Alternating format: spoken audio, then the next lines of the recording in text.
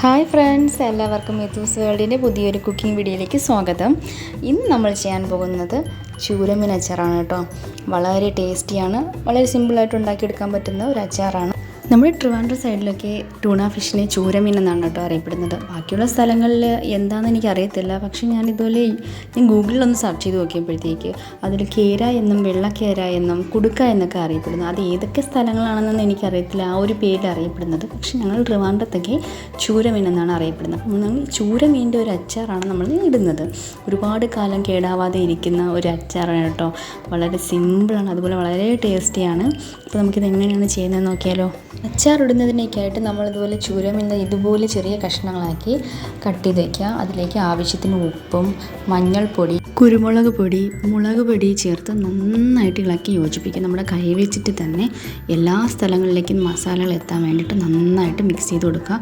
ഇത് ഏകദേശം ഒരു 2 അല്ലെങ്കിൽ 3 അല്ലെങ്കിൽ നമുക്ക് എത്ര സമയം വെക്കാവോ അത്രയും സമയം നമ്മളിത് സെറ്റാൻ വെച്ച് കഴിഞ്ഞാൽ അതിൻ്റെ മസാലകളൊക്കെ അതിൽ നന്നായിട്ട് പിടിക്കും. ഞാനിവിടെ നോൺ സ്റ്റിക്കിൻ്റെ പാത്രമാണ് എടുത്തിരിക്കുന്നത്. അതിലേക്ക് വെളിച്ചെണ്ണയാണ് ഞാനിവിടെ വറുത്തെടുക്കാനായിട്ട് യൂസ് ചെയ്യുന്നത്. അത് നന്നായിട്ട് തിളച്ച് വരുമ്പോഴത്തേക്ക് നമ്മുടെ മാരിനേറ്റ് ചെയ്ത് വെച്ചിരിക്കുന്ന മീൻ ഇതിലേക്കിട്ട് നന്നായിട്ട് വറുത്തെടുക്കുക.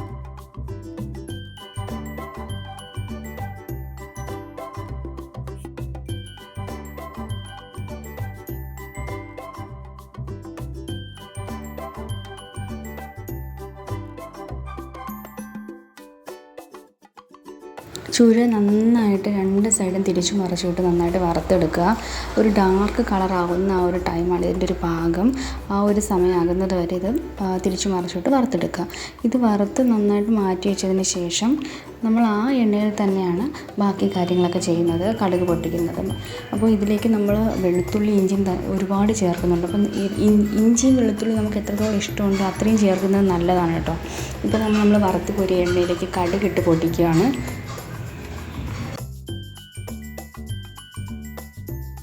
കടുക് നന്നായിട്ട് പൊട്ടി വരുന്ന ആ ഒരു ടൈമിൽ നമ്മൾ ഇഞ്ചി ഇട്ട് കൊടുക്കുക. അപ്പോൾ ഇതിലേക്ക് ഞാനിപ്പോൾ ഇഞ്ചി ചെറുതായിട്ട് കുഞ്ഞായിട്ട് അരിഞ്ഞാണ് ഇട്ടേക്കുന്നത്. നമ്മുടെ ഇഷ്ടത്തിൻ്റെ നീളത്തിന് വേണമെങ്കിൽ അരിയാം, അല്ലെങ്കിൽ ചെറുതായിട്ട് ഇടാം. അതിനുശേഷം പച്ചമുളക് ചെറുതായിട്ട് അരിഞ്ഞതും റൗണ്ടിന് അരിഞ്ഞതാണ് ഇടുന്നത്. പിന്നെ കറിവേപ്പില, ഇതെല്ലാം ഇതിൻ്റെ ടേസ്റ്റ് കൂട്ടുന്ന പ്രധാന ഇൻഗ്രീഡിയൻസ് ആണ്. പിന്നെ വെളുത്തുള്ളി, ഞാൻ ഈ നീളത്തിലാണ് ഞാൻ വെളുത്തുള്ളി ഇട്ടേക്കുന്നത്. എനിക്ക് വെളുത്തുള്ളി പേഴ്സണലി ഭയങ്കര ഇഷ്ടമായതുകൊണ്ട് ഞാൻ അത്യാവശ്യം വലിപ്പത്തിലാണ് ഇട്ടേക്കുന്നത്. കുറച്ചുകൂടെ ചെറുതാക്കാം അല്ലെങ്കിൽ കുറച്ചുകൂടെ വലുതാക്കിയും ഇടാം, അത് നമ്മുടെ ഇഷ്ടമാണ് കേട്ടോ. വെളുത്തുള്ളി എത്രത്തോളം ഇട്ടാലും ഇതിൻ്റെ ടേസ്റ്റ് മുന്നിട്ട് നിൽക്കത്തേ ഉള്ളൂ. ഇതിലേക്ക് കായപ്പൊടി, ഉലുവാപ്പൊടി, മുളക് പൊടി, കുരുമുളക് പൊടിയും കൂടെ ചേർത്ത് നന്നായിട്ട് മിക്സ് ചെയ്ത്. ഈ മിക്സ് ചെയ്യുന്ന ടൈമിൽ പൊടികൾ പെട്ടെന്ന് തന്നെ കരിയാനുള്ളൊരു ചാൻസ് ഉണ്ട്. അതുകൊണ്ട് വളരെ ശ്രദ്ധിച്ച് നമ്മളത് ഒന്നുകിൽ തീ ഓഫ് ചെയ്തിടാം അല്ലെങ്കിൽ സിമ്മിലിടാം. പൊടികളെല്ലാം നന്നായി ഇളക്കി യോജിപ്പിച്ചതിന് ശേഷം നമ്മുടെ മെയിൻ ഇൻഗ്രീഡിയൻ്റായ വറുത്ത് വെച്ചേക്കുന്ന ചൂരമീനിലേക്ക് ഇട്ട് കൊടുക്കുക കേട്ടോ. ആ ഒരു ടൈമിൽ നന്നായിട്ട് ഇളക്കി കൊടുക്കണം. ഈ മസാലകളെല്ലാം മീനിലേക്ക് നന്നായിട്ട് പിടിക്കണം. ഒരു 5 മിനിറ്റോളം നമ്മൾ നന്നായിട്ട് ഇളക്കി യോജിപ്പിച്ച് കൊടുക്കണം.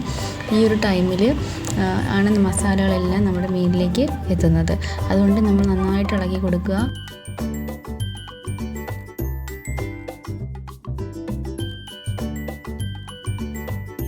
വളരെ രുചികരമായ നമ്മുടെ ചൂരമീൻ അച്ചാർ ഇവിടെ റെഡി ആയിട്ടുണ്ട്. ഇനി ഇതിലേക്ക് കുറച്ച് കറിവേപ്പില കൂടി ഒന്ന് മിക്സ് ചെയ്ത് കൊടുക്കാം.